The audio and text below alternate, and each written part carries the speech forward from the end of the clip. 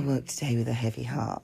Actually, I've woken every day in the last 3 days as the new moon rising that's dropped out August and brought in September with a heavy heart.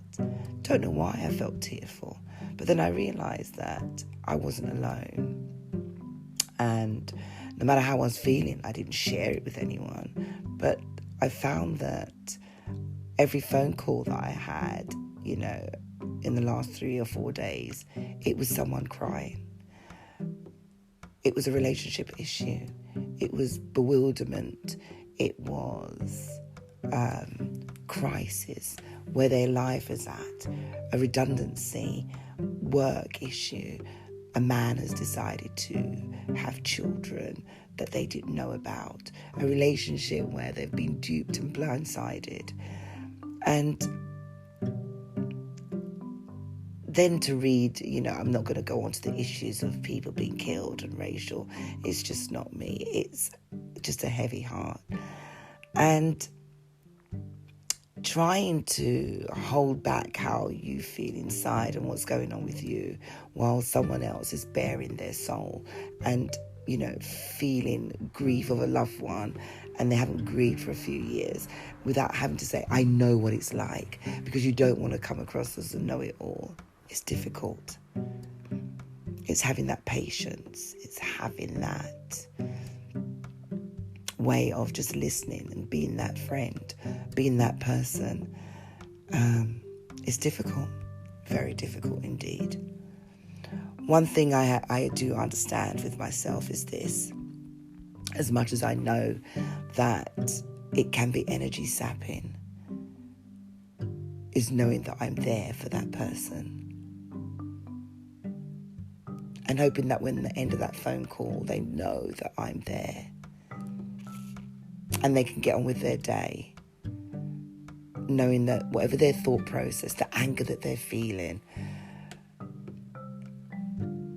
talking it through with someone has made them realise that there's more to life, that patience will see through the anger, cry the tears, fall on the floor, do all of those things, but not pick up the phone to retaliate, not do anything spiteful, because in the long run, it gets you nowhere.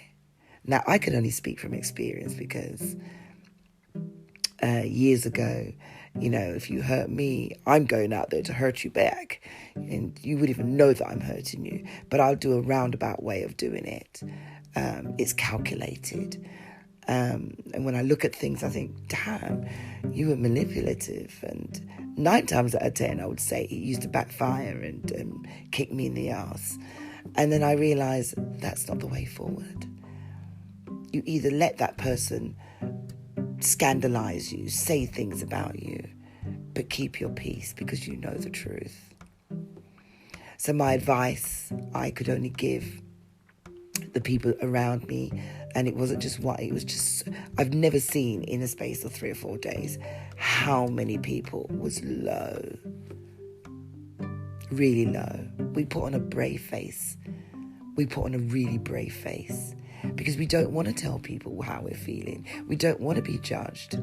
We don't want people to know that our mental health at this moment in time it's crushed.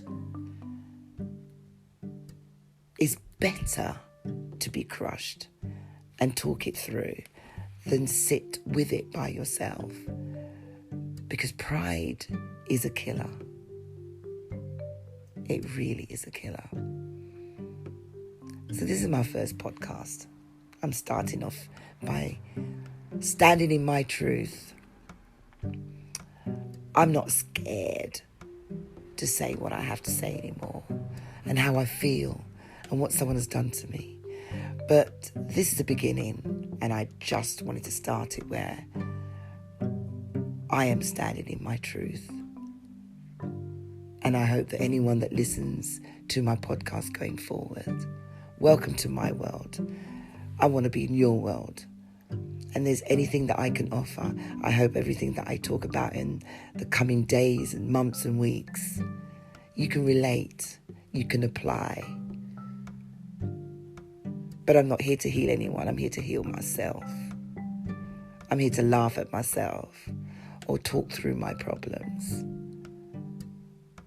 Basically, I'm putting it out there. Hell yeah, I'm going to be standing in my truth. Beware.